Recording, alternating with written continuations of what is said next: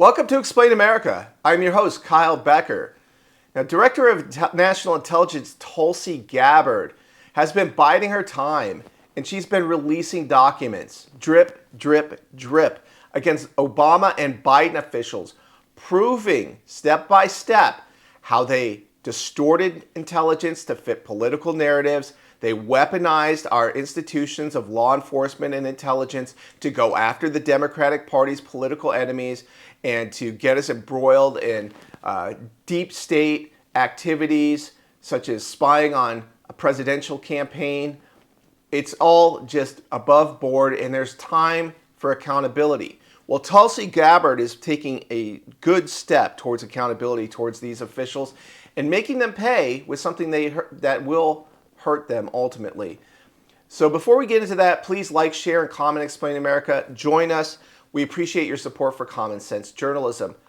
Now, Director of National Intelligence Tulsi Gabbard on Tuesday announced her office has stripped the security clearances from 37 current and former intelligence officials, accusing them of politicizing and manipulating intelligence. The DNI memo that was sent out included the names of officials who worked at the CIA, NSA, State Department, and National Security Council, and most notably, former Obama Department of National Intelligence Chief James Clapper, who Gabbard claimed told officials to compromise normal procedures to rush a 2017 intelligence community assessment related to Russia's influence in the 2016 election. There are other notable officials here, names that you might recognize.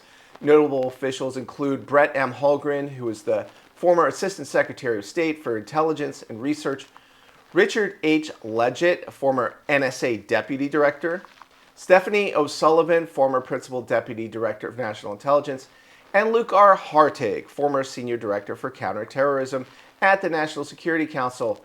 There's another person who was involved here who was also embroiled in social media operations. That was Yael Eisenstadt, a former CIA officer and White House advisor, known for her involvement in the Facebook election integrity operation. So the bottom line is this: Gabbard is going after these deep state officials, and Tulsi is stripping the security clearances from them, hitting them where it hurts, because their lack of access to classified information will hinder their ability to capitalize on intelligence, whether that be in terms of their consulting, whether that be in terms of their international organizations that they support, whether it be National Democratic Institute or the International Republican Institute. There are a lot of these little NGOs that cash in on privileged access to classified information.